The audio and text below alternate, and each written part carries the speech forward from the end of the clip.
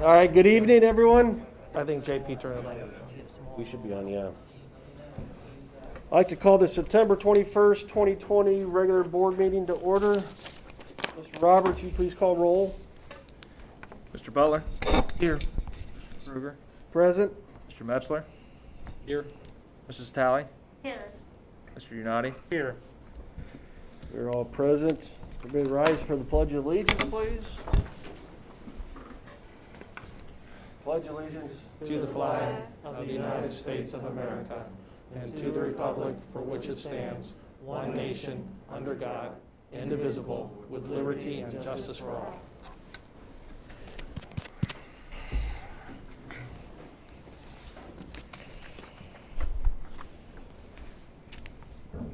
Jim, are there any additions or deletions to the agenda as presented? We do not have any additions or deletions, Mr. Kruger. We need a motion to approve the agenda as presented. So moved. Got Mr. Unati, second. Mr. Butler. Yep. Mr. Roberts, you please call roll. Mr. Unati? Yes. Mr. Butler? Yes. Mr. Kruger? Yes. Mr. Metzler? Yes. Mrs. Talley? Yes. Motion passes 5-0. Go on to presentations. I believe Mr. Henderson has presentations from the high school this evening.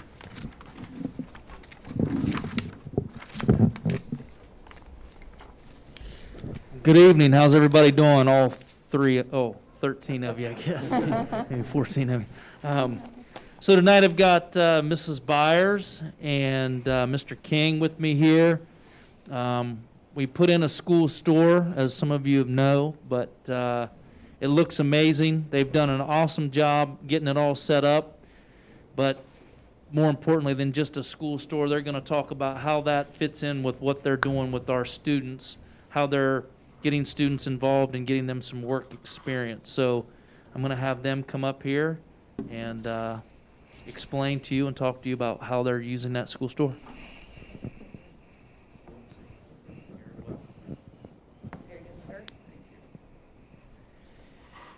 All right, as Mr. Henderson said, we just opened the school store today, and I brought a few pictures up here if you want to look at the slideshow.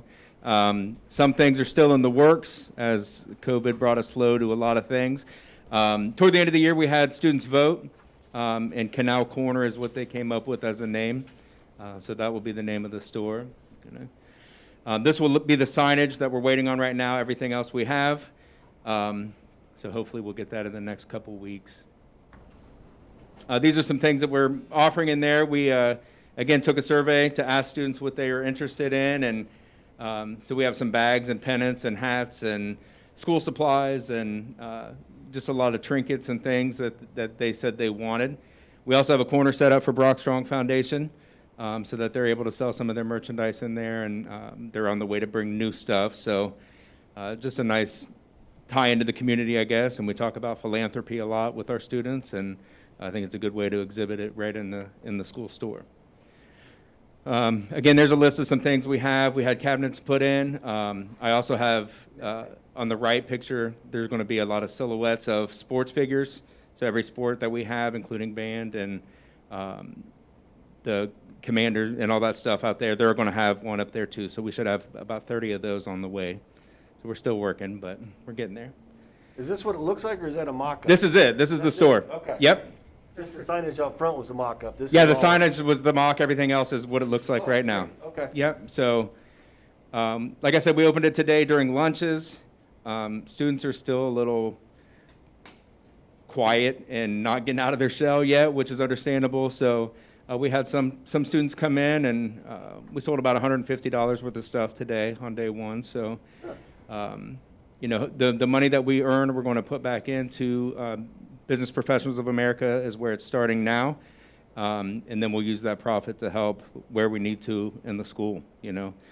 But if you go to the next slide, these are some applications. I teach 7 different business classes. And obviously there are tons of things that we can implement with our students that they can bring in real life experience. So market research, we did a lot of that last year. Actually the last 2 years, you know, we knew we were coming up with a store. What should we have in it? What should it look like? How should we do things? We're just now going through human resources and business foundations.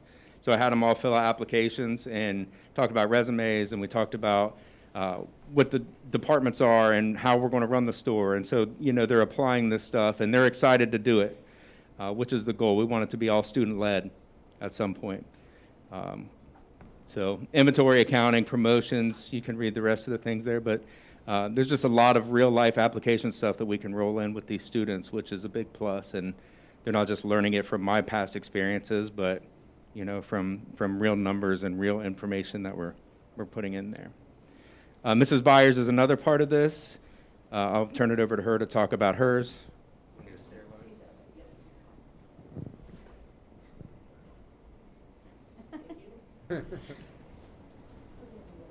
Okay, so I'm Mrs. Byers, and I work with seniors in the building in the work-based learning program, and also students who are at risk for graduation on an alternative pathway. So if you look at the pictures of the machines that we have through a grant that was funding this portion of the school store, we were able to get a wide format printer. It prints vinyl, posters, banners, and a vinyl cutter, which will cut your, vinyl decals. We will be able to make custom shirts and other CW items.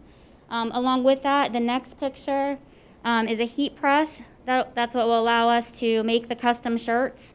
Our goal, our long-term goal, is to be able to train the students to run the machines, giving them real workforce experience, that they can go out to a sign shop and have basic entry-level experience if that's something that they're interested in.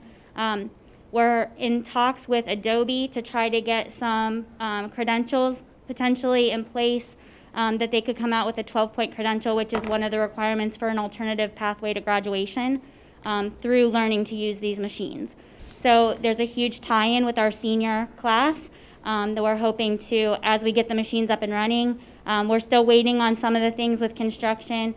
We still need the internet connection to be able to run the machines. But once that happens, we'll be able to put students into this. This is housed in room 119 of the high school. So it's right there. If they don't have transportation to a job, they can come down in the room and get some real work experience within the school day in my classroom. So those are the 3 machines that we have purchased, and hopefully with some of the money that is made through the school store, we'll be able to purchase additional equipment to make the store bigger, the production piece bigger. Again, with this, if you go to the next slide, the applications, they're going to be learning to attend to detail, using creativity, learning the software, operating those 3 machines and hopefully some other machines down the way, critical thinking and teamwork, accountability. They'll have to fulfill orders that come in. And then the big vision is that we will eventually be able to break out of the high school, open it up to the community, and make partnerships within the community where we can supply shirts and signage for companies within the community. We've already reached out to the CWJRD, and they are very interested in partnering with the school store to do the team gear.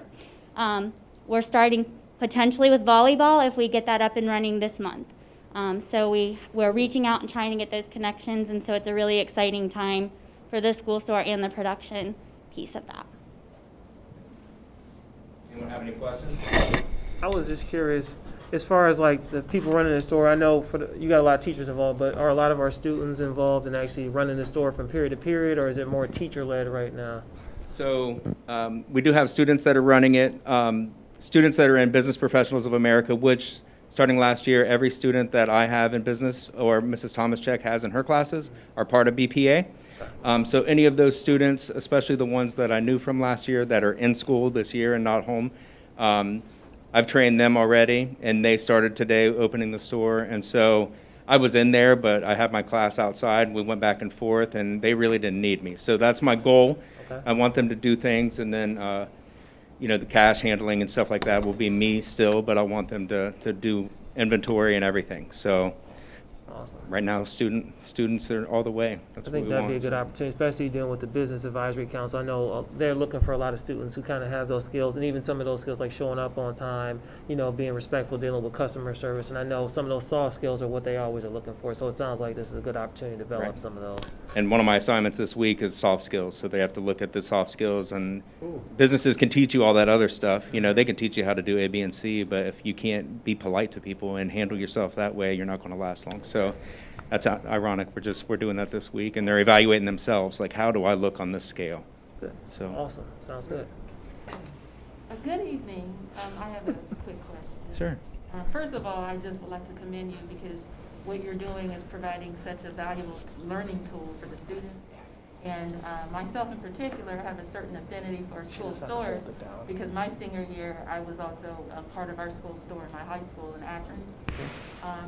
But I wanted to say, with my experience, I was actually designated as one of the student store managers. Mm-hmm. And that, I think, was the beginning of me learning about what I really wanted to do, because in my full-time job now, I'm a manager.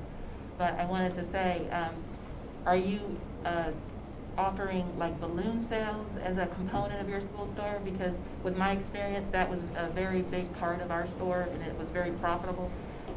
Our school store employees would go around to different classrooms, like for people's birthdays, Mhm. and surprise them with a bouquet of balloons, and just the students really loved that. So I was just curious if you have something like that as a component of We don't have anything like that yet. As I think of those things as fundraisers normally, but it's definitely something we could get into. So the goal is for the students to reach out to the other students, because that's one I want to be part of. I don't want to make everything and come up with ideas. I want them to reach out to their classmates and say, what would you like to see in this store? What could we offer that you're really going to come down and buy? And I've taught business for 15 years, and I've done fundraisers and school store kind of stuff like that before with entrepreneurship, and we came up with sometimes students would say, let's sell this, and I'm like, oh, that's never going to work, and it was their best sale. You know what I mean? So I just let them see, and if we fail, we fail, and they learn from that, and if we succeed, they lead. But we're open to suggestions, so definitely. I think I don't know if my email's in there, but David King, if you guys have any suggestions or anything you want to see in there, please, let us know. But we really want student input right now. Thank you. I have a real quick question. Yeah. Can you hear me? Yeah. Being a quiet type like I am, what are your plans for marketing outside of this general area or this school community? Well, long term, we want to communicate to the community and have them be able to order online or come in if they're interested. And I've been in retail before I started teaching, so I know too big, too fast causes too many problems. And so by opening small, we're just open during lunch periods right now, and we're having 10 customers at the max come. And so it was very slow today, very easy going, and everyone kind of got their feet wet. So eventually that is our goal, to be an outreach and have things open, online, and have items delivered. Just big picture, who knows where we'll be in 5 years, but. Good, thank you. Yep. So on the production end, our initial goal is to reach out to coaches within the high school, just to try to get the business for their shirts and their, specialty items, and then branch out by word of mouth once we have more student staffing the production end. So again, our goal too on the production side is to branch out to the community as well, and hopefully to have seniors buying banners from seniors. So by graduation, hopefully we'll be able to market to the senior class as well. When I was a football coach here, Bill Ray and his group made all of our camp T-shirts and shorts, so that would be a great idea. Keep it in-house. We love it if the students can do it, because we're both full-time teachers as well. We're kind of doing this on the side, so the more they're involved, that really does help. It does. Yep, absolutely. It's better for them by far. You don't plan on coming in to fill an order at midnight for the next day? I could. I've done retail, so yes, I've done that, but. Whatever it takes, right? Yeah, whatever it takes. There you go. If it benefits the students, then yes. You could probably even get the art department involved. I know when I was in school, we used to design a different shirt for every game that we played, and it was a big hit. I mean, everybody in the stands would have that particular shirt on. So you could have almost like an art contest of Great idea. who comes up with the best design. It's funny, I went to probably 5 different school stores last year and the year before to see what they're all about, and everyone has their own unique thing, and like Dublin Scioto has one, and I was like, that will never fly here, you know what I mean? But maybe it would, I don't know, but like their big sale was these jerseys, and then just the school year, but I don't know. So again, send me your feedback. Yeah. I'm getting older and I forget things, so I won't remember every little detail. But thanks for your questions, I appreciate that a lot. Thank you. Good luck with that, thank you. Yep. Thank you, Mr. Henderson. So I just want to thank them. They were in a lot this summer coming in, and I know both of them were setting up the store and had a ton of boxes in storage and that they brought up, and they unfolded them and put them in there. So thanks for everything you guys have done. It looks amazing, as you saw in the pictures. If you guys want to come over sometime, please do, because I mean, the pictures look nice, but doesn't do it justice until you see it, you know, up close and personal. So and it was good seeing the kids in there working today, so that was good too. So thank you guys for everything. I appreciate you being here. Thank you. Thank you. Mr. Kruger, before we hold on, just go on, just for the board, you don't have to hold your button down today, so you're good, but just pull it close to you, closer to you, so that it picks up your voice. Okay, thank you, Mr. Henderson. Appreciate that.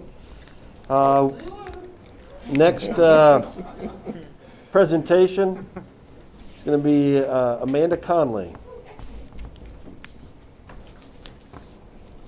Good evening. Do I take it out? Wonderful. Good evening. Hello. It's really good to see everybody in person, mask wearing tonight.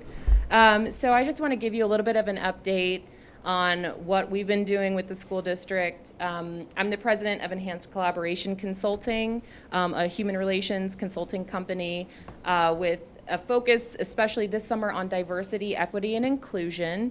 And so I wanted to give you a little bit of background about myself, too. My family's connected to Canal Winchester School District. So my younger brother graduated from Canal some years back, and he's been doing wonderful, really enjoyed it here.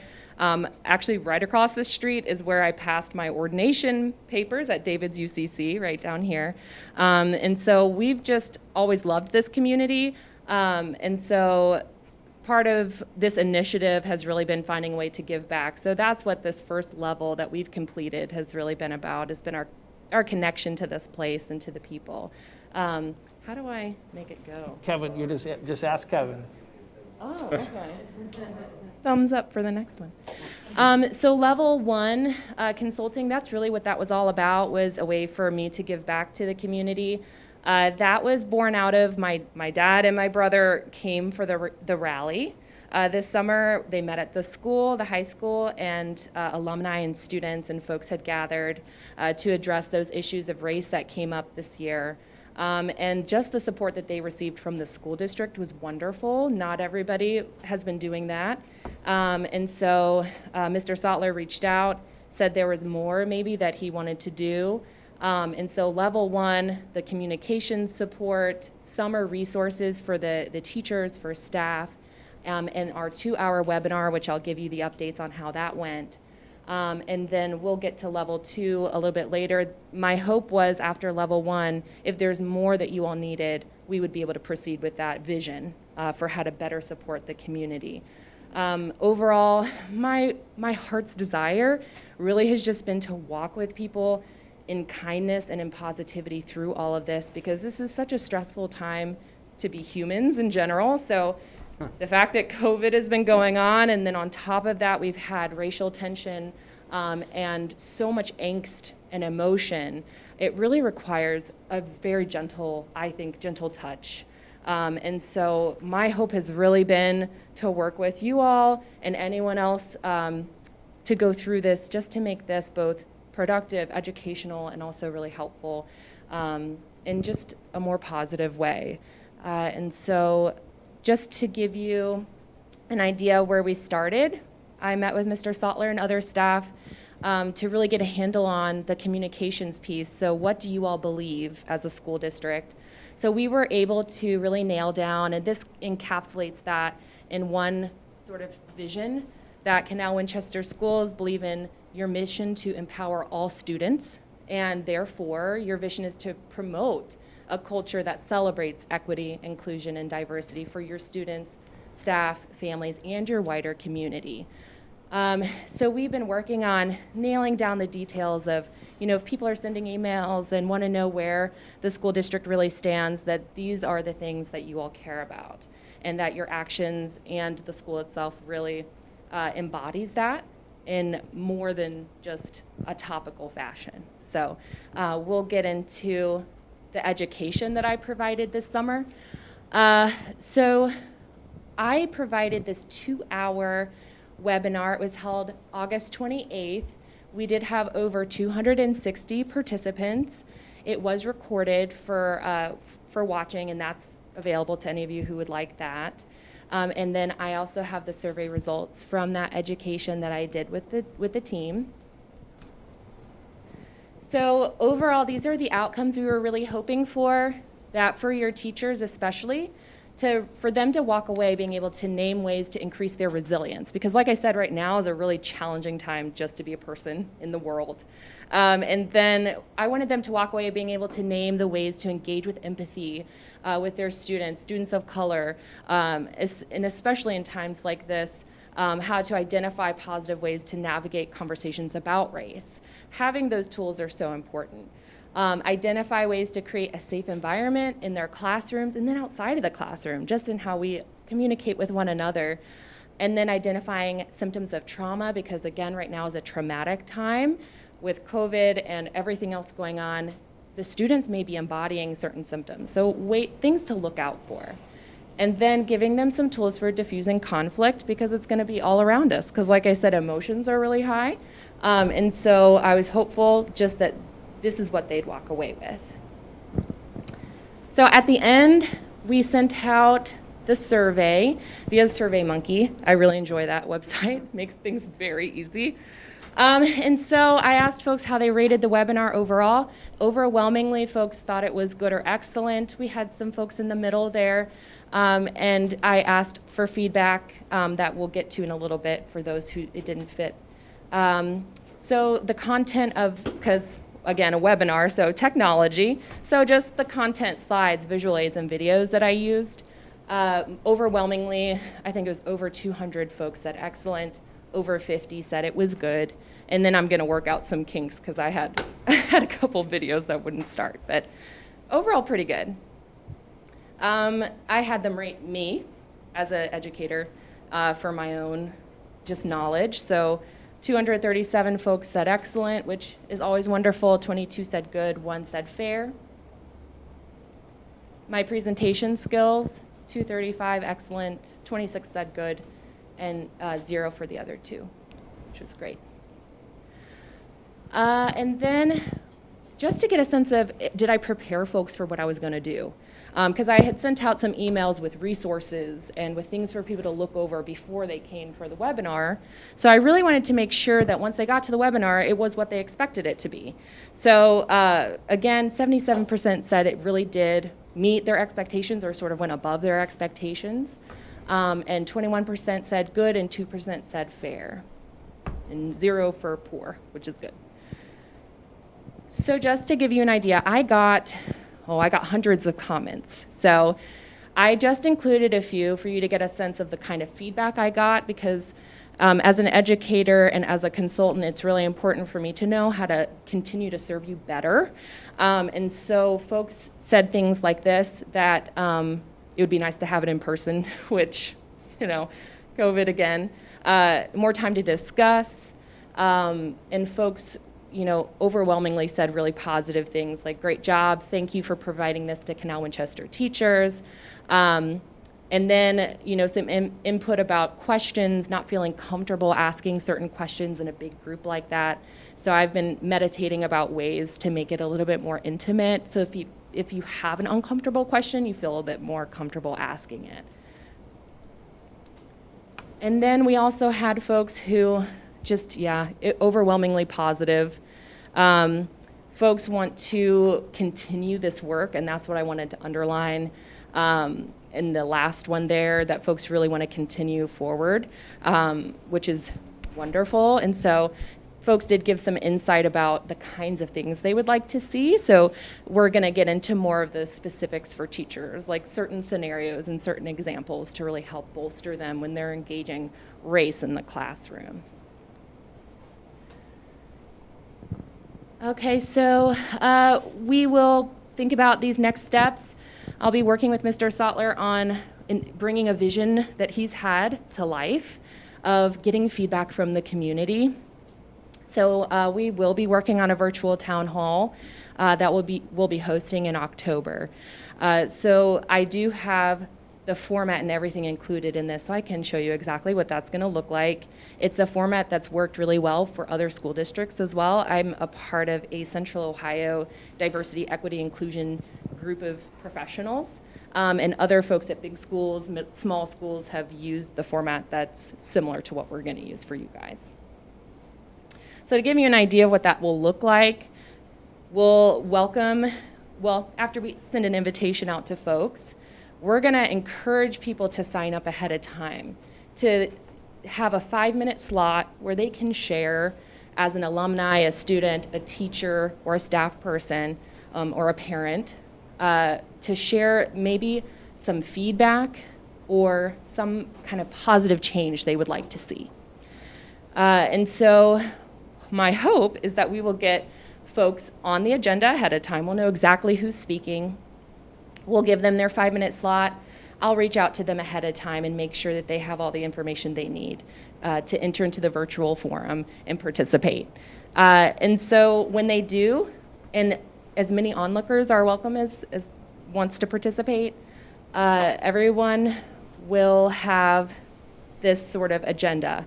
So we're going to do a welcome, and we're going to actually go over the portrait of a graduate, which I'm so impressed with, actually, and goes so well with diversity, race issues, inclusion.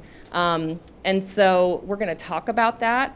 I'm going to give a little update on what we've been up to, and we're going to talk a little bit about, visioning for the future, what that looks like. And then we'll let people know what the purpose is of the town hall. So we're going to let them know that our goals are to really promote equity and inclusion and to provide a safe space where people can voice their story. And there will be a lot of sort of ground rules, which I'll get to. So we have that it's people's safe space. They can have their camera on or off. Microphones are to be muted to keep it quiet. And again, people who've signed up have 5 minutes. So this is all going to be about respect. So I'm going to be moderating. If anybody has any written or spoken attacks or profanity, they'll be booted out of the virtual session. And so, you can't threaten the safety of the community. We will be engaging with others by communicating on the topic and just remaining in a professional manner, challenge ideas, not people, and listen with empathy, which is something I talked about in my education, my 2-hour webinar with teachers as well. All right, if there's any leftover time at the end, I will field questions at the virtual town hall as well, and I will actually be cataloging everything that's talked about, and we'll pull out all themes that are reoccurring, and anything that really sticks out that are actionable items for the district. And we'll use that to sort of further propel us towards some achievable goals this year or the year after. And then we'll close out of our virtual town hall after I sort of affirm all the things that folks have said. So post-town hall, my hope is to really review those themes and feedback, select items that the school district can, reasonably work into our plan for further development, and then work with leadership to determine the next steps. So we'll be looking at professional development again based off of feedback from teachers, and then start looking at a more sustainable plan for how this work can continue to happen in the school district.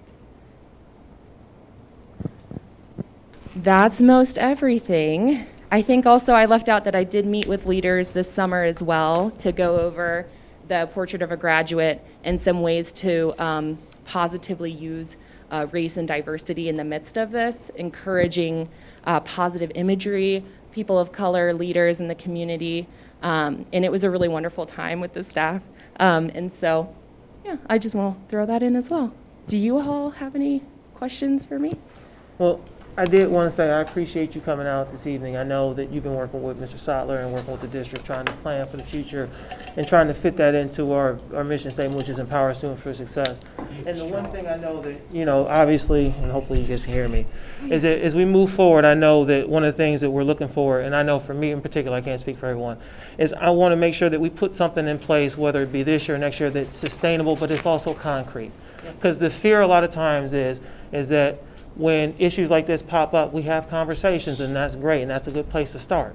But when the election is over with, when these things get pushed out of the front headlines, do these issues kind of get pushed to the back? I know as we're trying to move towards opening up schools, we're dealing with the whole pandemic right now, and the fear is a lot of times is that we have conversations, we kind of give ourselves a pat on the back that we sat down, we talked about these issues, but then we still deal with these issues years and years on down the line. And if we don't put something in place that's concrete, that's sustainable, because, you know, I'm not naive enough to think that I'm not going to be around forever. I know my son's in first grade, so the plan is to be here for a while. However, when I'm gone, I want to be able to say and look back and say, we did something and we put something in place that's concrete, that's continued to empower our students for success. So when my little first grader is graduated, the kids that come after him will have something concrete. And I know I talked to Mr. Sotler about this, and I know growing up, there was an organization that was called SCORE, but it was Student Group on Race Relations. And what I would encourage you to do is try and find something that we can go broad, because we know that this community is getting more diverse, but I want to put something in place which will give everyone an opportunity to come in and be part of the conversation and have that conversation be something that's continuing and ongoing. So I really do appreciate your input, and like I said, I'm really excited to see what you guys are going to do, but I just would encourage you that as we move forward, that it be something that, like I said, whether we're here, obviously, when your work is done with this district, that it's something that will continue and to gain momentum and continue to truly empower our students. And that would be something I would give you as feedback and encourage you to do. So. Absolutely. Yeah, that's wonderful. And sustainability is something we've been talking about. And so in the midst of all this, of gathering information and sort of laying the groundwork, that's the vision. Yeah. The vision is really having something that will not just die off if one person leaves. And I think Right. that's, and Yeah. a lot of times to get true buy-in from all the people in the community, they have to feel like this is something that's actually going to help me in my day-to-day life and help my students as they come in here. And it's not just something that we're just going to do, feel good about ourselves, and it goes away. It's got to be something that people really can feel like they're committed to and know that the district's committed to this long term. So Oh, wow, that would yeah. be my input for you guys. Absolutely. Yep. Yes. Thank you, Kevin. Is there any way we can not have it virtual, but have it in person? Because I find these conversations are so much more meaningful when you can look at somebody and be with folks. Yeah. Is there any way, I mean, to get social distancing and only speaks or something? I just think I'm zoomed out, man. And I don't know if there's a way to do that. Yeah. I'm not putting anybody on a spot. I'm just saying, I just think it's much more of a meaningful conversation, and it becomes more of a conversation rather than a one-sided output. Yeah. You have the interaction, so I don't know if there's a way to do that. I'd like Yeah. to see if we could, because I think it would take your situation and actually elevate that and make it better. In person's always better. I'm all about in person. I think we're gonna be in the midst of this whole balance of safety and and ... And if it's possible, I am open to that. I think it would just be a matter of looking at it, coordinating it. Yeah. Again, I'm not That's putting a great anybody on a question. spot. I'm No, just saying it'd yeah. be nice if we could try to coordinate that. I mean, Yeah, it's a really because it's too yeah. valuable of a conversation to have, I think, as just an onlooker, rather than being part of that conversation in the same room. So It definitely has a different feel if you're on Zoom. I mean, Zoom, we're all probably a little screened out right now. Yeah. And I think the texture of a conversation is equally as well, it adds to the message. And you know, this is a passionate, emotional topic. We need to get to rational and move forward. And I think it's easier one-on-one or in-person kind of Face to thing. face. That's good feedback. Yeah. Any other thoughts? Just look forward to seeing where it goes. I mean, Okay. excited about that and Yeah. the energy, and I know you have the full support of the community here, so Wonderful. yeah, thank you. Well, thank you. Thank you so much for just being that support, and I definitely value just being able to walk this with you and be in it with you. If we brainstorm ideas, can we sort of contact you in the meantime? Yes, you absolutely can. Yeah. Can Absolutely. we? Yeah. Send out my email. It's a very strange email. Yeah. So we'll make sure that you get that. Thank you, Mrs. Conley. We Yeah. look forward to having those conversations. Thank you. I just wanted to say I'm so excited for this virtual town hall meeting, and I am more of a proponent for keeping it virtual, because with that, I don't want to limit any participants or participation. Right. And I want to encourage it to be, like you were saying, safe, but also physically safe. Yeah. You know, place for people to be able to join and participate, at least for the first time. And then we would like to definitely continue having conversations, so maybe in the future, perhaps move to in person.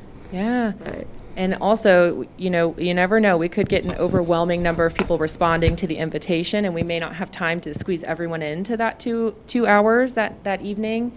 And so we may need to schedule, you know, another time, and the format could change, and we'll definitely talk about that. Absolutely. Yeah. Thank you all so much. Thank you. Oh, have a wonderful evening. Thank you, Amanda.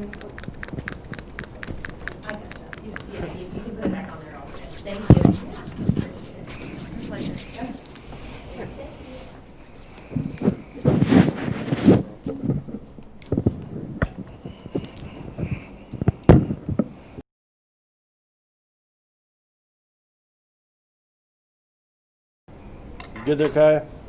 Oh, yeah. Okay, all right. Carry on. Next presentation is going to be Teacher of the Year finalist, Sandy Thomaschek. I know Jim probably has this one. Yes, I have this one. Sandy could not be here tonight. She had a prior commitment, but I still wanted to recognize her for the outstanding achievement. She was actually the State Board District 9 Teacher of the Year, and she was a state finalist. Unfortunately, she didn't make it to for the state Teacher of the Year, which I believe she should have, but that's just my own bias there. But she is being recognized, and I would like to recognize her tonight from the Board of Education, and then she does have one from the State Board of Education. And just real quick, this is coming from the review board. I read this back in July, but I'm going to read it again because it was very good. Those of us reviewing the applications were impressed by the work you are doing and the positive impact you are making in your classroom and in the lives of your students. We were impressed by your desire to continue your own lifelong learning and your ability to lead by example and prepare your students for post-secondary education and future careers is one that will have a lasting impact on their lives and the communities that they live in.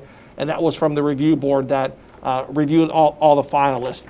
Just to kind of review, just so you know, Sandy herself completed over 70 hours of coursework, and she has earned her Cisco Certified Network Associate's license. She has gone above and beyond to make this program what it is today, and mostly she did it for her kids. And her program continues to grow because she's built a reputation that she cares and she does what it takes to help her students be successful. So today, I would like to honor Sandy with a certificate from the Board of Education for outstanding 2019 Outstanding Ohio Teacher of the Year, State Board 9 District State Finalist. And then we have from the State Board of Education, the Ohio Teacher of the Year, State Board District Finalist, and recognition of exemplary service to students and teachers. The State Board of Education of Ohio presents this certificate to Sandy Thomaschek. So Sandy, congratulations and well done. On Wednesday, there is a fall BASA meeting, and she'll also be recognized. It's a virtual meeting, so she'll be present for that one, and I think there's a few of us that will be watching that too for that. So she'll be recognized during that time too. but absolutely deserving of Sandy Thomas check. So very proud of her. Yep. She's a keeper, right? Yes, she is. Yeah, she's an excellent teacher. She put her with my son. She deserves it for that. Okay, next presentation, CWEA.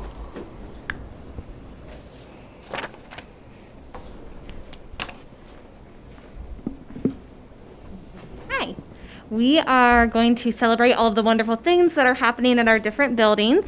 At Indian Trail, our kindergarten friends are learning their letters and sounds at ABC Boot Camp right now. They are exploring math with manipulatives and really getting that hands-on learning. Meanwhile, our first grade friends are learning their new routines and structures. You know, they're transitioning from half-day kindergarten to full-day first grade. So they're getting used to that new routine and expectation. And our counselors and social skills teachers at Indian Trail are adding a social and emotional learning webpage to their website that will give students and parents resources they can access at home for those social and emotional skills that their kids are working on. So they're really excited about that, and they said it will be available for parents to view in about a week. So that's what's going on at Indian Trail. At Winchester Trail, we all want to give a big thank you to Bob Urban of Urban Images. He volunteered to make little picture buttons for all of the teachers that have our faces without the mask, so our kids can see what we look like when we're smiling without this in front of it. And the kids absolutely love it. It was very kind and thoughtful of him. And our library learning commons is doing really fantastic things as well. Our librarian, Cassie Dickinson, took the Grubhub model and came up with something called Book Hub. And she's having students and teachers log into the library website and place orders for books that they would like to read. Then they are getting those books together and arranging for curbside pickup for our koala kids so that they still have access to the library. And then they're bringing the books to the classrooms for our kids who are in person. So this is a fantastic resource that she came up with. The LLC is also sharing literacy online through instructional videos, read-alouds, and even a book club on Wednesday mornings. So we have some really great things happening at our elementary schools. Hold on just a second. I just received word that something happened to the microphone, so cut out a little bit. Let me just, yep. Set. We're gonna get a battery real quick. You put all that Here, stuff all actually, over here. it. Please. You cleaned it. That's the problem. Take this. Thank you. I apologize. Set this right here, if that's all right. All right, this is different. At the middle school, the 8th grade is working on a service project to support the organization My Very Own Blanket. This organization aims to provide all children in foster care in the state of Ohio with their own blanket. The blanket is something that these children get to carry with them and have as their very own to provide them with the feeling of comfort and security. We are raising money to purchase the fleece for students to be able to each make their own blanket. Each blanket costs about $10 to make. Our students will be responsible for cutting the pattern, tying the blanket, and our craftier students will even be able to sew the tags onto the blankets. Our students will also learn more about the organization and the foster care system in the state of Ohio. We also want to give a special shout out to the Brock Strong organization that has already donated $500 to our project as well. Speaking of Brock Strong, the 6th graders do a huge community service, as I'm sure most of you guys know, the Brock Walk. Our students walk on routes in town and place special donation bags on the doors of homes and then return the next day to see if the resident filled their bag and left it outside for collection. All of those items then get taken to the CW food pantry, where students work to count, sort, and box all the donations. This past year, we could not do the Brock Walk in May due to the school being out, but the Brock Strong Foundation adopted the project for us and did it through their organization instead. This gave our students first dibs to volunteer, and we had approximately 75 6th graders volunteer for the project this summer, as well as then we had former 6th grade students who had done this in the past also volunteered to return and do it again due to the amount of excitement and how fulfilling it was for them. Our very first students to complete this project are now seniors, and they collected 6,004 items in 2016. Since then, our project has continued to grow. We collected a record-breaking amount of items this summer. Nearly 24,000 items were collected this summer. That is the largest single food donation contribution in the history of the CW Food Pantry. In addition, last year, 6th graders donated $4,000 to the CW Food Pantry and $1,000 to Brock Strong through fundraisers that they completed during the school year. We expect we'll have to do this project in the same manner this year, but it will still give our students a chance to participate with their family if they choose to do so. They've already started raising money, and as of today, we have sold over 500 mums to help them have money to give back to our community. The 6th grader teachers especially would like to recognize the senior class at CWHS for being the very first group to take on this project. They were true change makers for our community. They found a problem and they worked to solve it. Their initial campaign has grown into a project that our food pantry relies on to stock their shelves for the summer months when our students are not typically receiving breakfast and lunch from school. We are very proud of them for being true leaders of change in our community. Over at the high school, students in Video 1 have learned the history of television advertising, and they are now taking the same 30-second jingle created from Shania Twain's song Life's About to Get Good, and they're all finding different products to creatively advertise to that jingle. Many of our high school students are volunteering their time with the CWJRD rec sports programs, and they are helping younger athletes to improve their skills by sharing their talents and love for their sports. Amy Byers has had the privilege of working with the volunteers from the CWHS girls volleyball team, and they are doing an amazing job. It is wonderful that the high school is allowing the rec volleyball program to use the gym for practice in gyms. And lastly, Mr. Harmon's environmental science students are going to start their plot studies next week. They will run that all year. The students will go out near the covered bridge and plot out a 10 by 10 foot area that they will study and make observations of throughout the year. They will identify any plant and animal life they happen to see, and they will collect data, growth, weather, soil samples, etc. throughout the year. They will take pictures as well every time that they go out to the plot. The students will be entering all this information on an online journal. All right. Thank you guys very much. Thank you. Any questions, board? Thank you. Appreciate your input tonight. You're welcome. No, good, please do.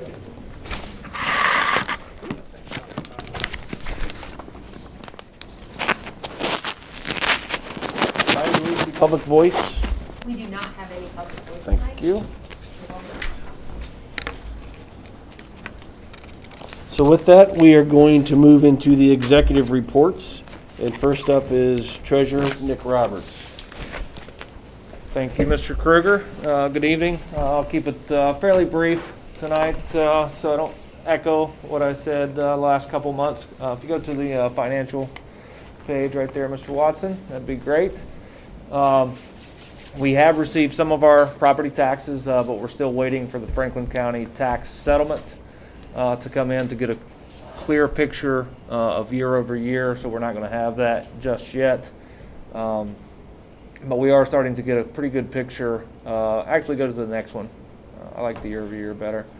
We are starting to get a pretty good picture of things that I've discussed in the past, especially with all of the revenues. Line 1.06 continues to trend downward, down 282,000 from this point last year. We've talked about reasons for that. Interest earnings are going to be down. We eliminated school fees. We reduced pay to participate fees. We limited open enrollment, those type of things. That will continue to be a concern of mine throughout the year, that line item. The line item income tax 1.03, we should know here in October and make up that significant deficit there.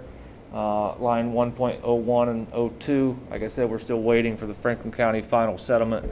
So it looks like we're down almost 900,000. That's not going to be the case. We have a pretty good indication through some values that we received for the school district that the update in Franklin County is going to see property increases upwards of 30%. So I wanted to at least update the board on that. Can you repeat that, please? It was the Franklin County's triennial update in 2020, and we got some values back. It was up 30%. And I've talked to some other treasurers to try to get a feel if they're seeing something similar, and they are. So Franklin County residents could see upwards of 30-35% increase on their value of their property. So you may start, once they get some tax bills coming up in the near future, they're going to probably get a notice first of what their old tax value was and what their new tax value is. Most of that goes to the county auditor, but you guys may also hear some of that. We don't obviously control that. That's up to the Franklin County Auditor to set values, not the school districts. So that will have a direct impact next year on the district finances. We're not at the 20 mil floor. We're about 23 mils right now on the general operating side, but as our value continues to increase, we're getting to the 20 mil floor much quicker. What that will do is once we're to the 20 mil floor, then any significant increase moving forward, the taxpayers no longer see a tax break. So looking at the trends right now, when do you, and I know it's hard to predict out, but when do you foresee us kind of hitting that 20 mil floor, getting close to it, if you see the property values going up the way you're seeing them? Or the We were forecasting it in around fiscal 24, but I had in the forecast about 15 to 20% on the update, because updates typically aren't as high as a true evaluation or a reevaluation. And in the last reevaluation, we were 35%. So nobody was seeing a 30% update, because updates usually just don't bring that kind of increase. And it's still debatable. It may not be county-wide. It may just been on our property here in Canal, but I'm getting the sense that it's probably county-wide. I know Fairfield County last year was looking at about 35%. Yes. As you're well aware of, Mr. Unati. I think a big piece of that is counties, they weren't updating the values according to what the market was at the time. So I think they had gotten behind on what the true value of the property should have been. And it would have been the case again had the county auditor got his request to hold off on the update. It would have just made the housing values fall behind the market value again. Because the value right now in the market is homes in Franklin County aren't staying on the market for very long. Mm-hmm. I mean, a house goes up, it sells. So the market is there. So the property values have to follow that, or you're going to lose ground on what property should be valued at. So I think they're playing some catch up the last couple updates and reevaluations. So hopefully we get to where the values should be. So property tax not trending downward. Income tax should not be trending downward once we get our catch up from the refunds that were filed in June. So really the most threatening line item in that is 1.06. So yeah, it looks like we're down year over year $1.7 million in revenue. We'll get a much clearer picture, probably not next month, but definitely October. Expenditure wise, we're up $962,000. It's actually up a little bit more than that when you compare our purchase services. The 1.4 million last year had the lease payoff in it, so it's really actually up about 230 instead of being down 460. Not too concerned with expenditures. It's still falling in line with what we were forecasting. Overall, we're still sitting with a nice cash balance, $38.2 million. If you go down to the next page. Permanent improvement, we haven't really had any activity, but the big thing is we're expecting to have $5.6 million at the end of this fiscal year. This is the money that the board transfers over to ensure that we have capital fixed assets into the future. We're doing a transfer tonight, and that 5.6 includes that in the estimates already, so it's not going to be in addition to. I know we've got some projects that we're going to have to do. Most of our buildings are coming up on 20 years old. Indian Trail, Winchester Trail. I think middle school is our youngest building, and it's still 12 years old, 11 years old. So we're starting to get to a point to where things are going to need to be done, whether it's paving, parking lots, new roofs and sections, and those type of things, in addition to some of these facilities that we have for the education center. So that money's for that. Go to the next page. Go on down. Earnings on investment, you can see 947 is what we had last year. It trended pretty well this last month, didn't it, Kevin? It's all timing on when we have maturities. We did have a lot of investments. That's why the interest investments is going to lag behind what the actual market is right now. If you used to go to your bank right now to invest, you're not going to get much of an interest rate. Some of our investments have been sitting out there for 3, 4, 5 years, and now they're starting to mature. So once we start losing those things off our portfolio, we won't see the 947 any longer. We're probably going to be looking at 650, 700,000 this year. Next year we'll probably be looking at 500,000 or so. Then it's just going to keep getting lower and lower and lower as those maturities fall off our portfolio. Because right now we're reinvesting at a much, much lower rate than we did 3, 4, 5 years ago. So these things that are maturing now and making up that 124 were actually investments 3, 5 years ago. So our new investments are going to be much less.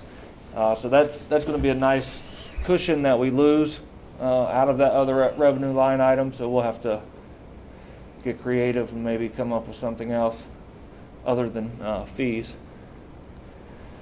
So any questions on the general revenue side and the permanent improvement side of things? Only question I have for you, Nick, is I know we talked about the property tax value going up, and and I might be wrong on this, so that's why I asked the question.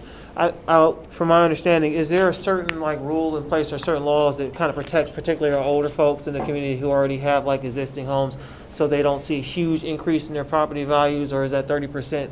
Is that something that kind of hits everybody at the same rate? Because from my understanding, I know that for people on fixed incomes, older folks, that's always something that's there's always concern there that you don't want to price them out of their homes.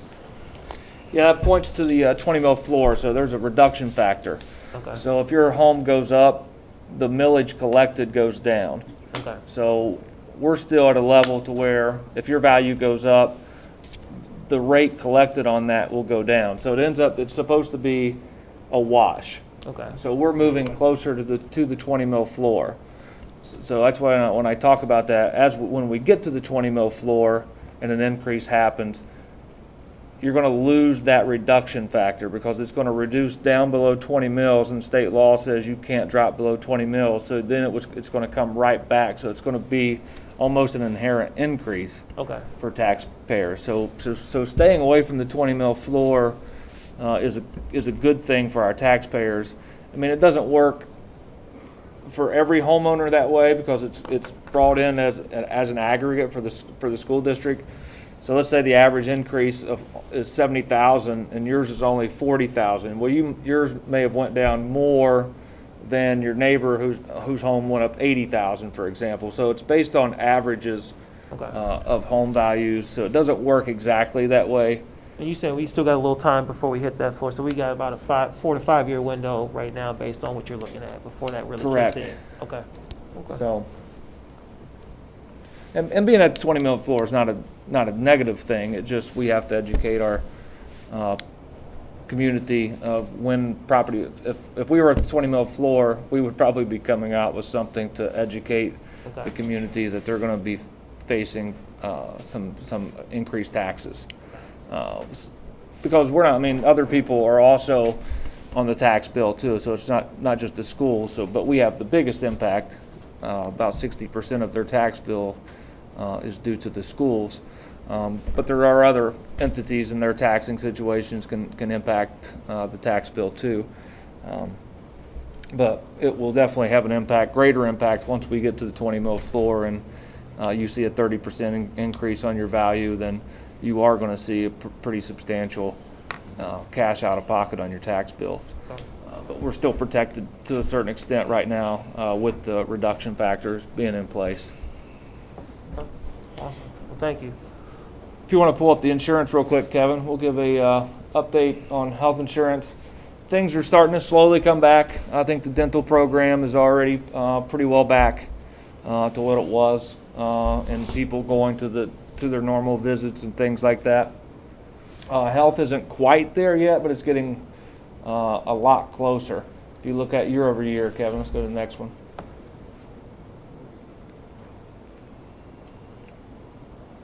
So last year's claims at this point was 944,000. We're at 707 right now. So it's down 236. Now the 944 was up pretty significantly over last year's year over year. So the 707 is probably more comparable to fiscal 19. Hopefully that was more of our threshold, and 944 wasn't there. As you can see, the fixed costs we're still controlling very well. Revenues, we've increased premiums, so we're going to see a small increase there. Overall, though, we're sitting with $2.7 million in the health insurance fund, so it's very strong. We're up $370,000 at this point, with most of it coming from the lower claims. So, I mean, this month was the first month we've even, scroll back up, we've had positive balances of 100,000 plus. This was the first time we've actually came close to break even since March. So it's been a nice run. COVID's brought a lot of negativity, but it's also been beneficial and kind of saved us and bailed us out, because we were trending, if you remember, our claims were trending very high. So COVID helped to kind of settle those things. So hopefully we don't just all of a sudden fall off the cliff once COVID goes away and we see the increased claims again. If you scroll to dental, dental is obviously not as significant. Keep going. But year over year, it's pretty much the same as last year. So this month I think we lost, just over $8,000. We still have $230,000 cash balance, so still a strong dental plan. But your risks in the dental plan aren't as great as health. I mean, there's only so many things that can go, and you've got max pockets, I think, of $1,500. So the dental is a lot more protected than your health insurance. So this is just more or less, are we funding it the right way? Are our dental rates where they need to be? So any questions on the insurances? I do, Nick. On the medical, the category of other underneath claims, other miscellaneous, it looks like that there's a slight increase in there. Like, what would that entail? I'd have to look at that, but I would venture to say that was probably a coding error of that 8697 that we corrected from either the prior year or in that year. But we can definitely look, because there shouldn't be too many things posted to the other miscellaneous for dental. Can you think of what those are off the top of your head, Kevin? I can't think of anything. I think it's what you said. I thought we had I don't know, I thought when we changed insurance carriers that we had some old claims that came in that got posted as dental, and they had to go back and see it over to health, or vice versa. There was an adjustment made there. That's what I think. I think something got posted to other miscellaneous, and we corrected it out, so it looked like we were negative 8697. Okay. We can definitely look at it and shoot you an email on what that exactly is, because we really shouldn't have much in there. The management piece of it there is for our consultant. And then the 101 and 113 is just being a part of the Delta Dental Network for the most part, for them to administer our claims. Oh, shoot, I'm in health insurance. Never mind. But that's for Medical Mutual to administer our claims. A big chunk of that stop-loss insurance.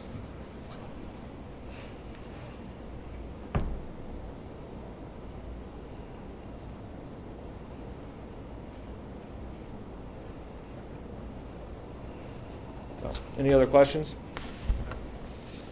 As far as personnel, are you just consistent with are you still hiring for any position, or are you just keeping staff at the number where you have it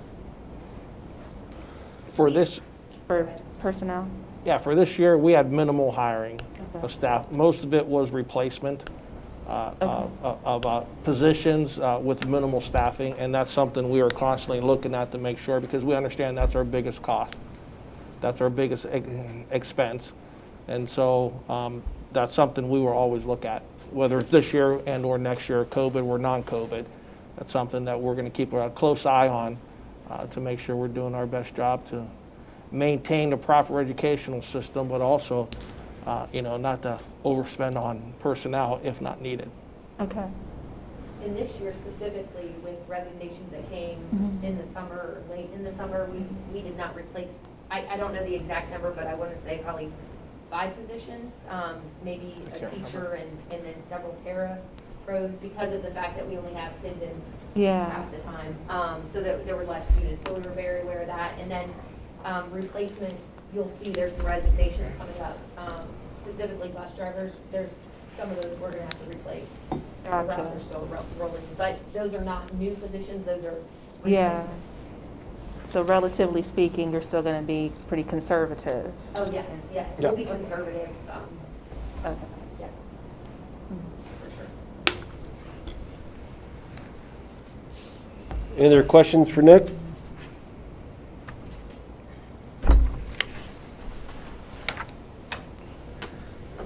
Thanks, Nick. Welcome. Very nice and short. Yeah. Mr. Sattler, Well, thank you. Superintendent's report.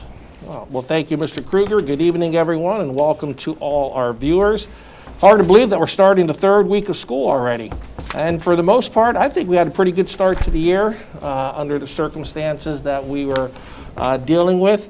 It was kind of an unusual start. We've only seen about 1/3 of the kids in the building and about 8 to 10 kids per class, maybe a little more here and there. But it was great seeing the kids back, and it was great having our staff back. So that was a positive, getting out to the buildings and just seeing the kids and just having school again. So, hopefully we're going to continue to do our best.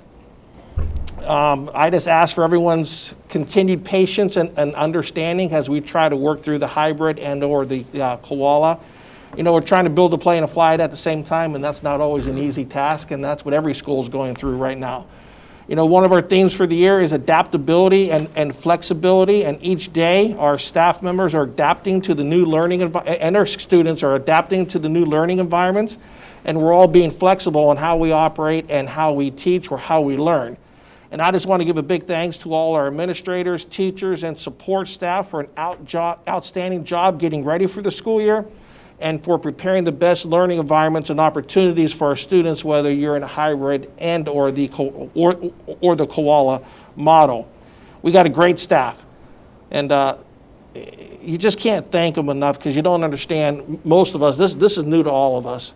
And, the preparation was starting in, June and July and August, and our teachers and our staff put in a lot of work to try to get ready for today. We know it's not perfect.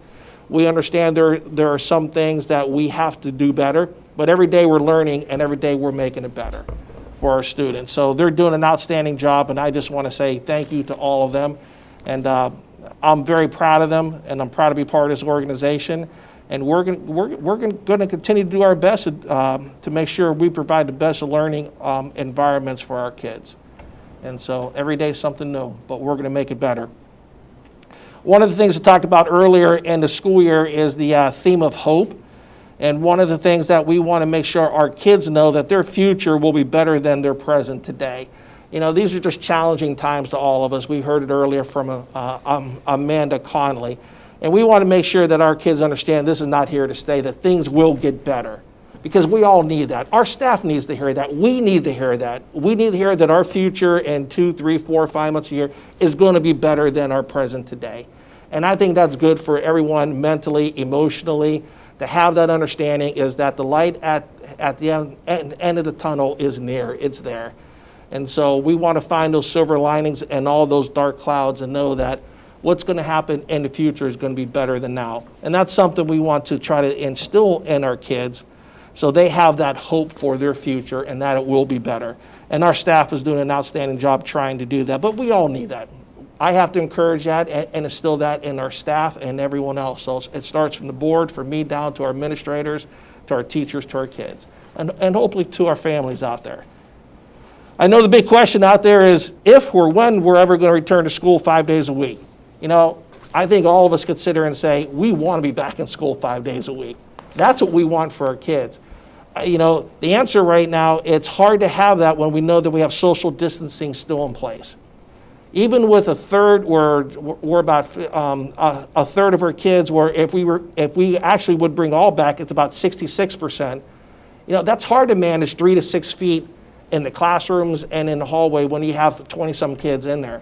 So I'm not quite sure how we would do that all day, 5 days a week, and still manage the 3 to 6 feet of social distancing. Plus, we still have the mask order out there. And so, you know, putting that all together, the best safe learning environments right now is to do the hybrid system. You know, if things change, you know, I'll be more, you know, happy to sit down and listen and try to get our kids back. But it's tight right now. And, you know, I want to keep us going where we still have school for our kids, whether it's hybrid or not, but the kids need to be there. And so we're going to do our best. I meet every Wednesday virtually with the Central Ohio Superintendents, Franklin County Department of Health, the City Department of Health, and Ohio Department of Health. So we have a virtual call every Tuesday talking about these situations and when it is a safe turn. If you recall, Dr. Patty Manning, who was the Chief of Staff of Cincinnati's Children's Hospital, said, you have 4 strategies that every school needs to implement in order to stay in school. 1, mask, which we're all doing, and be honest with you, our kids are doing an outstanding job wearing the mask. So kudos to them. No one likes it, but they're doing a great job. Number 2 was 3 to 6 feet of social distancing. 3 feet is good, 4 to 5 feet is better, and 6 feet is your best. So we're trying to maintain that 6 feet. Hand hygiene, wash with soap for 20 seconds or more, sanitize, all that good stuff. And then cleaning and disinfecting our surfaces. We talked about this early with Prevent 24X. We actually did our first deep cleaning on last Wednesday and this Saturday. And so we'll do that every 30 days to make sure that our surfaces are clean and sanitized for our kids and disinfected. How'd that go? So I thought it went pretty good. I've not talked to Mike. First time applying and using that machine. I have not talked to Mike Bridge. I don't know Mike, Nick. Okay. I've not talked to Mike today, so I've not heard anything about it, but I'll find out. Okay. Yeah. So yeah, that just happened Saturday. Gotcha. Just happened on Saturday. So I didn't hear anything, so no news must be good news, hopefully. And once again, we'll figure it out the first time through it. You know, we're meeting all those strategies right now, so that 3 to 6 feet of social distancing is really the big thing for us. And so we'll continue to monitor that as we go forward. Just a quick update, we currently have 3,847 students enrolled. 2,531 of them, where 66% are in hybrid model, and 1,316 students, where 34% are on the quality track. Now we're going to stay with this until the semester break. Sometime in November, December, we're going to open it back up again for second semester, so people will have a chance if they want to go hybrid to or Koala to hybrid, they'll have the opportunity to make that change. And what people have to understand, we set schedules and class sizes and master schedules according to the information we got back in August. So right now, this is the track that we're on until second semester, but we will open it back up again for our parents. So any questions so far? No, but I do want to make a comment. A community person's asked me just today, if they said hybrid's going to be the way to go forever, that's a permanent fixture. And I told them I know no such plan, but I just wanted to reiterate that that's not the plan for the future. Now, my plan is to get kids back in school 5 days a week. So sooner rather than later, but you know, that's something we'll take day by day, but I hope it's not the plan for the future. Now, the Canal Winchester Online Learning Academy might be an option for some parents that like that. We had kids doing that prior to COVID, but hybrid is just something, a phase that we're in right now, and hopefully will go away. Any other questions or comments? You got any new information? I know we were talking about the Franklin County Board of Health, and they were giving us input and giving us guidance. Have they given us any, I know it changes from day to day, but have they given us any new information or any updates on at least what's going on in our community, so then that can kind of help guide us moving forward? They actually have a new system out there that they're using for schools. It was developed by Ohio State, and we're supposed to get that new set of data this coming week. Okay. So really, our case rates and positivity rates haven't changed much over the last couple weeks. We're still probably about 5 or 6% of Franklin County in there. So, but no news. The only thing they really told us was that they will not be making any more recommendations. Any other recommendations will be coming from the governor's office. Okay. So hopefully we won't have any of those. They're making recommendations that they're not going to make. Yeah. So I'm confused. they got a tough job too. So Yes, they do. and they're doing a good job. I mean, just meeting weekly with them and hearing from them, and they send us a lot of good information. So. 2 more things. One, just want to talk quickly about the broadband connectivity grant that we received. We were awarded $151,466 from the coronavirus relief funds called the Broadband Ohio Connectivity Grant.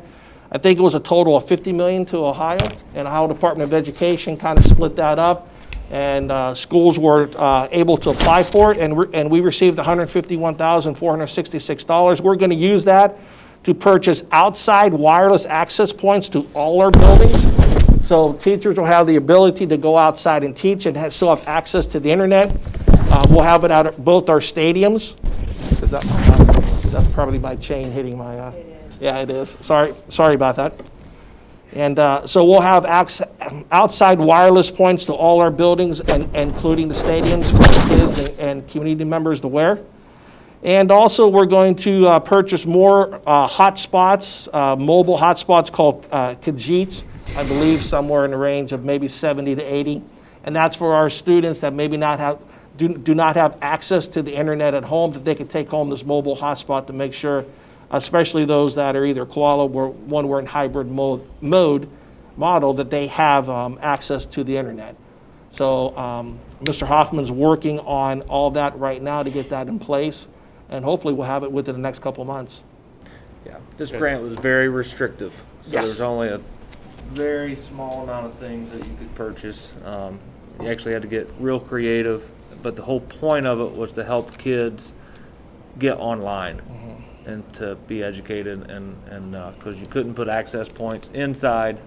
The outside ones kind of, that way if a kid didn't have home access, at least they could come over to the parking lot perhaps and be able to grab the Wi-Fi from there instead of maybe having to go sit somewhere, coffee shop, which I don't even know if they're allowing that right now. So it was really just a way to allow kids to get connected some way, somehow. Yep. Any questions on that? And the last thing, I just want to show the high school construction video that Mr. Nathan Widener pulled up with the new renovations.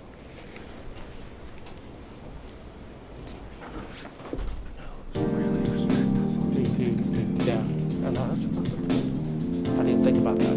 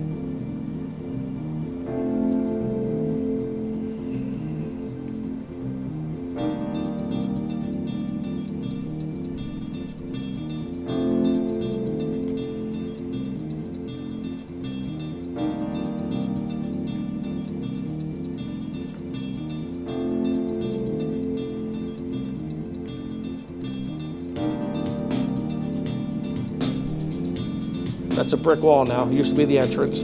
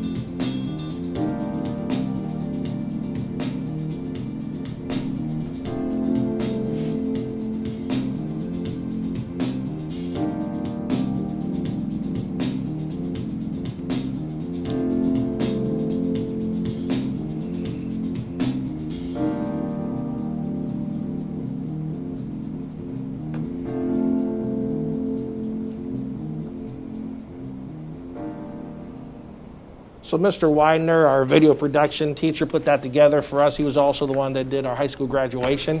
So for our viewers, if you weren't able to see that, if it's not online right now, we will have it on our website so you could take a look at that. Just talking to a few of the kids the last couple weeks, and especially a few of our seniors are out there, said, wow, why couldn't this happen a couple years ago where they could get full 4 years? So they were very excited. Kids are very excited. So I can't wait for everyone to be back at some time when we could utilize the full potential of the building now. So that's all I have. Any questions? Remember, make it a great day or not. Choice is yours. Jim, you had talked about the broadband grant. Yes. We're going to building reports. Do you want to talk about the lunch grant that we have? The lunch grant, right now, Nick, and correct me if I'm wrong, Mr. Roberts, it goes to the end of this calendar year?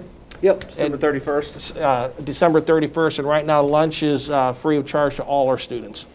And that's a breakfast and lunch? That is correct. Breakfast and lunch for all our students up till December 31st, 2020.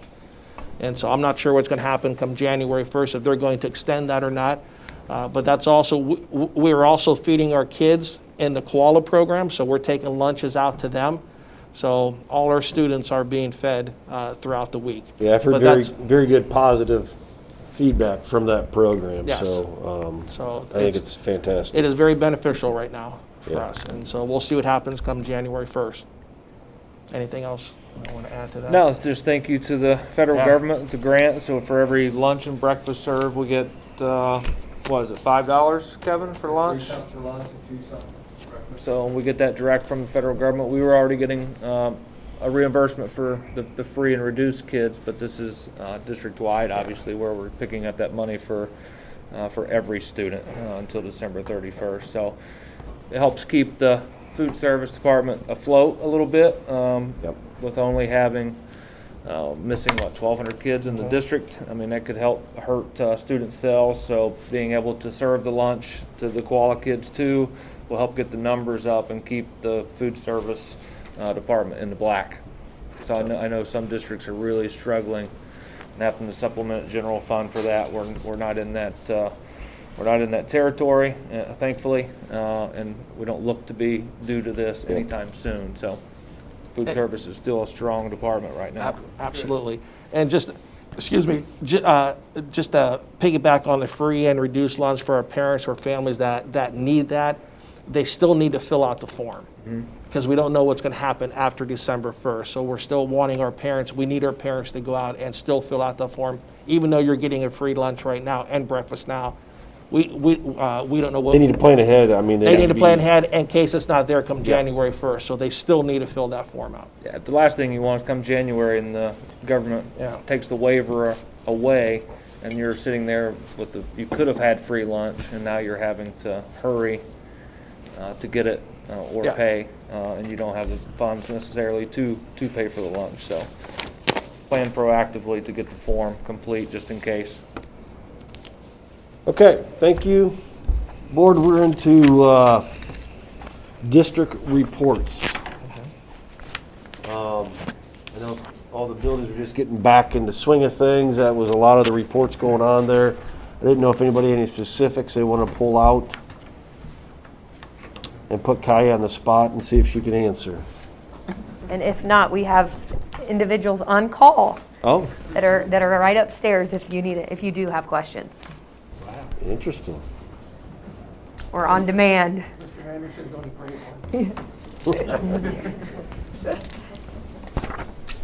Let's hear, so anybody have any questions on any of that? Okay. It's good to get them back to school. That's my only comment. Yeah, I know JP and the technology we're a true one-to-one with, I don't know if that's careful what you wish for, but I know that's been going very well, so that's I'm happy to hear that. Okay, I am going to need, do I need a motion for the consent agenda? So moved. Mr. Metzler, Second. Mrs. Talley. Kaya? Thank you very much. For number one, there are two sets of minutes. Minutes from the special meeting that was August 5th, and then the minutes from the August 17th regular meeting. Number two, we do have two donations. We have a $400 donation from James and Wendy Shackelford to the high school boys basketball program, and we have a $700 donation from Legacy Trucking, LLC, to Indian Trail for kindergarten classrooms and teachers. So we just want to thank them for their donations, I should say. Number three, administrative personnel. We want to ask that you accept a resignation from Roger Mcgloney for purpose of retirement. Roger has been with the district for 10 years, and as you all know, he has done, multiple great things for the district, but the most recent was to oversee the high school construction project. So he has stayed on with us so that he could see that through. He will be retiring November 1st. So we just want to thank him for his years of service and, specifically for overseeing the high school project most recently. And then under resignations, you'll see a resignation of Mike Britch. Don't worry.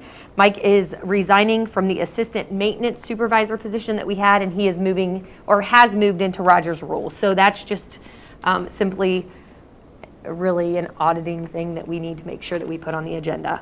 But he has taken over this supervisor role. Number four, for classified personnel, you'll see that we have several resignations here from bus drivers and parapros. And we are asking that you approve William Spencer as a sub-bus driver. Number five, for certified personnel, we do have one resignation from Hannah Coe as a first grade teacher. And we are hiring in Melanie Miller as a first grade teacher to replace her. And then the rest of this part of the agenda under certified is extended days and the stipends that we would have for different things. So you'll see for career tech, for special education district rep, we generally do these positions and ask you to approve the extended days in May. We did wait for these positions to ensure that we were going to need them, knowing what the school year was going to look like first before we approve them. So that's why they are a little late than usual.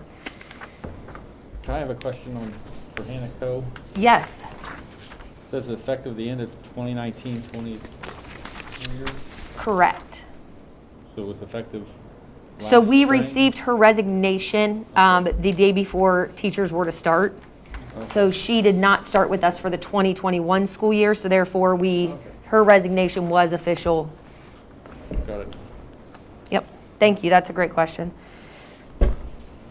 All right, and you'll also notice then, we have, I mentioned the stipends again, we put those on late for purposes of ensuring that we were gonna have the position. Near the bottom, you'll see that we are hiring the winter faculty managers for the seasons, and then the resident educator mentors are then in the table that you'll see at the bottom under certified. And those are, we talk about this each year that we hire on. For first and second year teachers, they have mentors. And then if you're a third or a fourth year teacher, you have a facilitator. So that would be then the difference between those two. And then supplemental positions, you'll notice we're hiring the yearbook positions for this year, and then the athletics supplementals for winter are also added in. And then we follow with volunteers. Majority of those are for winter. There is one volunteer for volleyball stuck in the middle there with Alice and Jamie. Moving on to number 7, at last month we approved overseeing the financials for the CWJRD. We are hiring in Misty Swearingen as the manager of programming and communication for the CWJRD, and these funds will be paid using the rec fund. And that's all I have for consent. Any questions for Kaya on the consent agenda?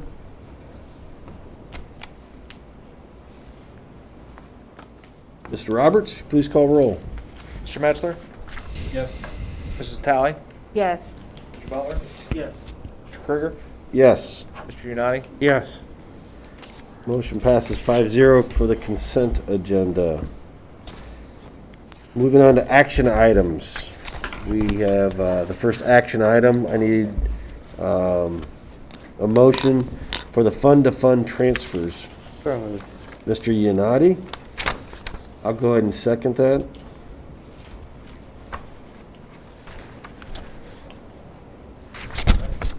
We've had the same 3 transfers the last 3 or 4 years. We still have 2 debt payments that are not tax voted, so general fund covers the debt, but we have to move those to a bond retirement to actually pay the debt. So we have the House Bill 264 project that was completed. It's been some time ago, and then bus bonds. So those are 2 debt payments, and then the 2.7 million. As I talked about earlier in the financials, is to move that money into the PI for long-term capital needs of the district without us having a PI tax levy. It's helpful to get that money over to a restricted purpose to only be able to use it for that reason. And that's not a money that's being spent right at this moment, that's for future, correct? Correct. Some of it is. Some of it we budget about $700,000 a year for things that happen within that year. 2 buses per year, some paving and some roofing projects typically, and then we hold back a little bit for any emergencies that might come along throughout the year. So, any question on the transfers? Mr. Roberts? Mr. Unati? Yes. Mr. Krueger? Yes. Mr. Butler? Yes. Mr. Metzler? Yes. Mrs. Talley? Yes. Motion passes 5-0 for the action item number 1. Action item number 2, I need a motion for the private tuition contract. So moved. No, second. Mr. Metzler, Mr. Butler.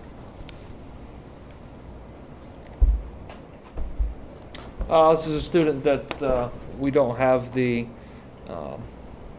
staffing to meet their needs, so we're sending them out to a private tuition facility. The contract was attached.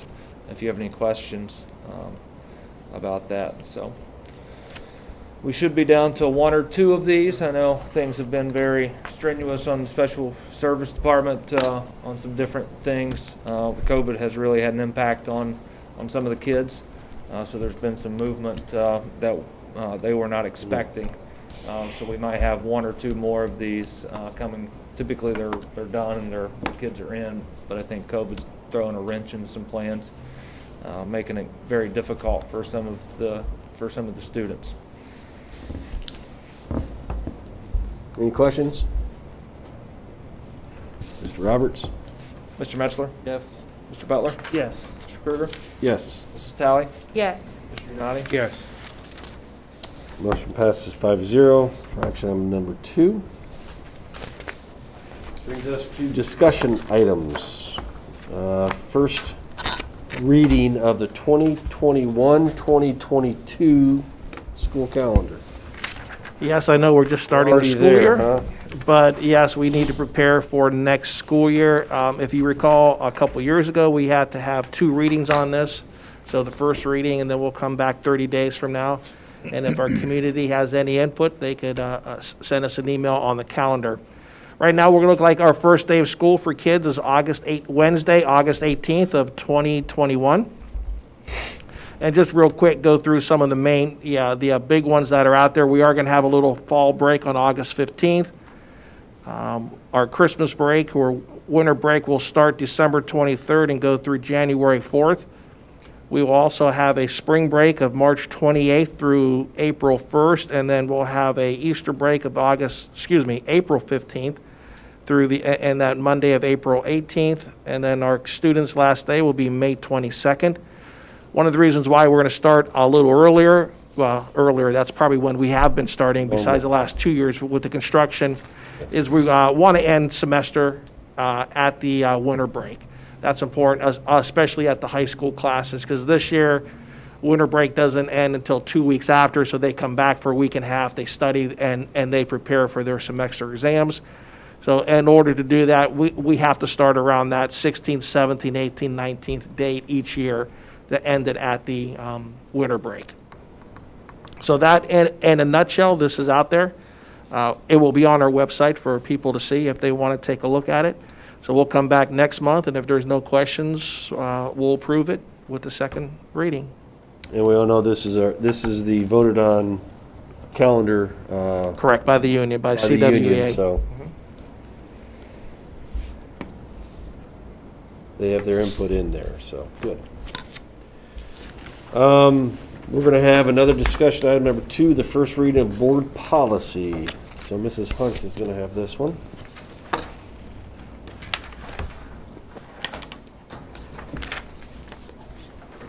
I need a motion, I think. Oh, never mind. Oh, see, look at me. Look at you. I'm usually waiting for the motion. Yes, you are. All right, this is just discussion, and I will be quick because I see eyes looking at me like, come on.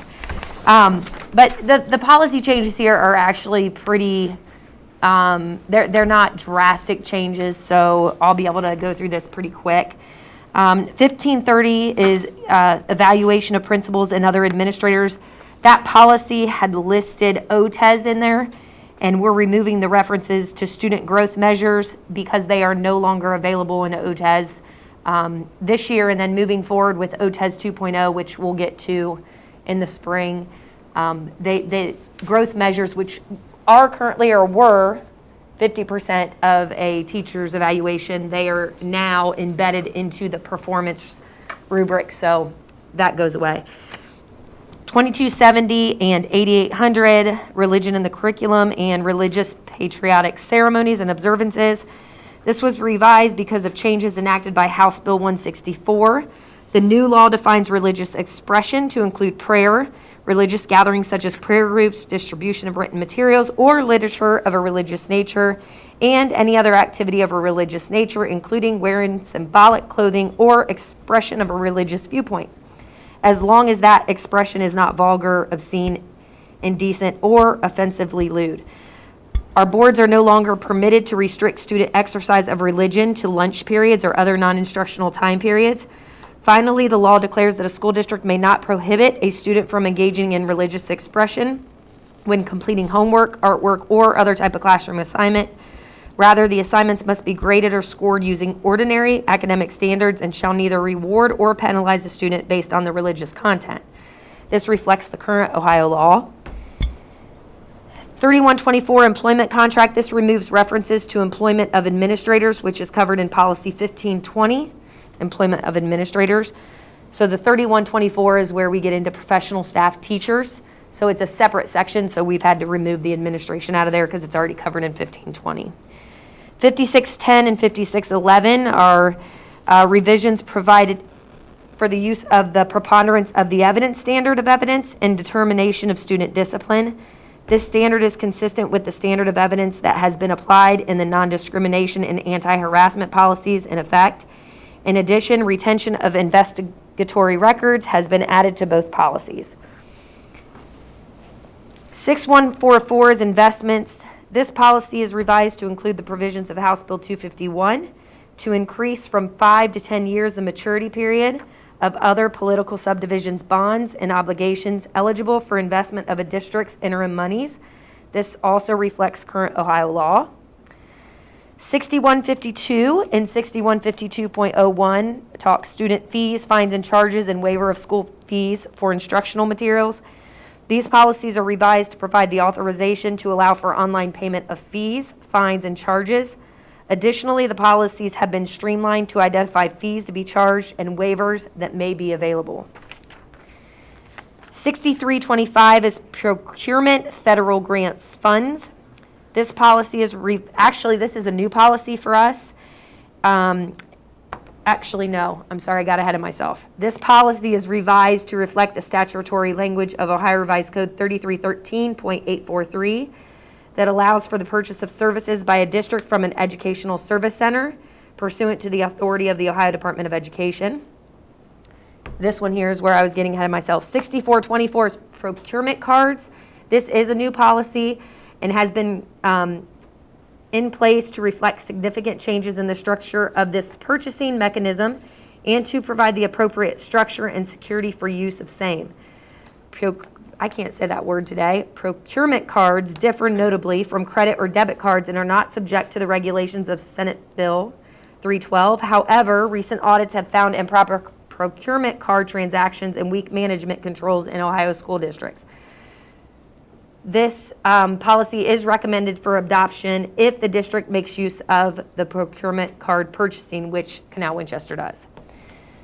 And then, so all of those that I just covered are Neola recommendations. The next two are district requests. However, 5517 anti-harassment is one that is a Neola policy. What happened was a few years ago, our attorneys had recommended that we take the anti-harassment policy and tie it in with the other policies that fall underneath harassment, bullying, etc. Because they all follow the same procedure when you're doing an investigation and you're reporting. However, last month, if you remember, we did an emergency approval of the Title IX policies. Because that policy is required, we needed to then remove the anti-harassment policy and put it back into play because we needed to remove it from the policy that we had in place. And so this policy that we're approving tonight, or actually that we're discussing tonight, that we're looking at, is actually a Neola policy that's in place. And then 8330 is student records. Changes were made to the directory information prior to the 1920 school year regarding directory information. We removed student address, telephone number, and date and place of birth from falling under directory information. So these changes are being made to update policy and make it reflect our student handbooks and our current practice. Any questions? That's just the first reading, ladies and gentlemen. I'll be back next month. Keeps everybody coming back. Absolutely. Right, policy. Hey, that's the best committee in the whole. It is the best committee ever. I will take your word for it, Mr. Metzler. Thank you. It's so much better recently.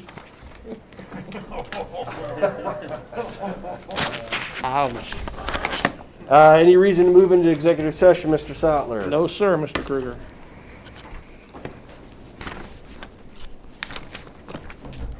Need a motion to adjourn the meeting this evening. So moved. Mr. Butler, Second. Mrs. Talley, Mr. Roberts. Mr. Butler? Yes. Mrs. Talley? Yes. Mr. Kruger? Yes. Mr. Metzler? Yes. Mr. Unati? Yes. Meeting is adjourned at 8:45.